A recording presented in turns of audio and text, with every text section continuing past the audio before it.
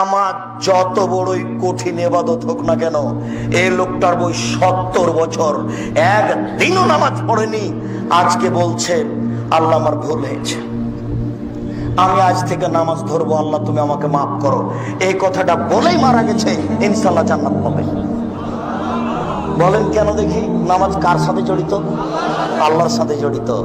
এই ছেলে, তোমার বাপ তোমার বড় ভাইকে জমি দিয়েছে, তোমাকে দেয়নি, এবার বলো তোমার বাপের কি হবে? আর জান্নাত হবে না।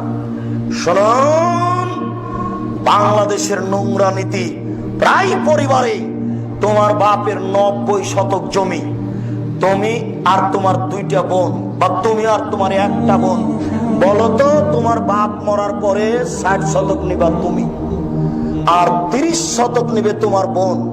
তো এই 30 শতক কি তোমার কাছে একদিন থাকার অনুমতি আছে? তো বছর বছর আছে কেন? বুঝাতে পারলাম না কথা মনে হয়।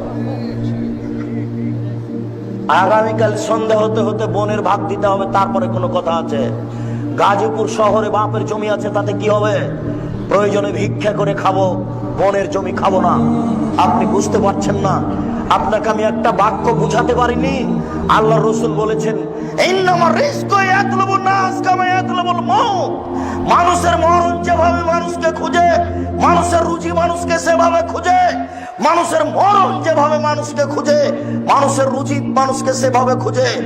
মরণ কাউকে ধরেনি, 1000 বছর থেকে পড়ে আছে, এইটা কি ঘটেছে? মরেনি এমন কোন মানুষ কি আছে? মরণ যেমন মানুষকে খুঁজে, মানুষের রুচি তেমন মানুষকে খুঁজে। পৃথিবী সৃষ্টির 50,000 বছর পূর্বে আপনার রুচি যা লেখা হয়েছে, যেদিন আপনি মায়ের পেটে 43-4 মাস, সেই দিন রুচি আমার পেটে লেখা হয়েছে। এই ছেলে শোনো, তোমার বাপ 6 মাস হলো কিছু খায় না, শুধু ফলের রস খায়, কিছুই খায় না, বলো বেঁচে আছে কেন? শোনো, রুজি শেষ হয়ে গেছে, হায়াত বাকি আছে, এই জন্য বেঁচে আছে। কিছুই যদি না খায় তবু বেঁচে থাকবে। এবার শোনো, এই ছেলে, তোমার বাপ খালি বেশি বেশি খেতে চাচ্ছে, তোমার মা এখনই দিয়ে আসলো, আবার বলছে আমাকে ক্ষুধা লেগেছে, খেতে দাও তো। এটা কেন বলো?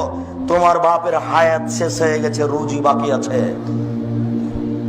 একটা চাউল বাকি রেখে মারা যাবে না। আমি বুঝাতে পারছি না?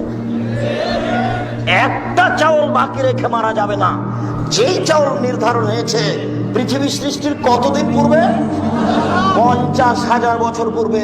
ওটা আবার রেনু করা হয়েছে কখন? মায়ের পেটে যেদিন 43-4 মাস, সেই দিন আবার লেখা হয়েছে। শুনুন, আগামীকাল সন্ধ্যা হতে হতে বোনের ভাগ দিবেন, তাহাজ্জুদ পড়ে জান্নাত কেনার চেষ্টা করিয়েন না। আগামীকাল সন্ধ্যা হতে হতে শ্বশুরকে মোটরসাইকেল ফেরত দিও, কাপুরুষের পরিচয় দিও না, লজ্জা করিও। লজ্জা থাকা উচিত, লজ্জা করিও। বক্তব্যের সাথে মুনাফিকি করো না।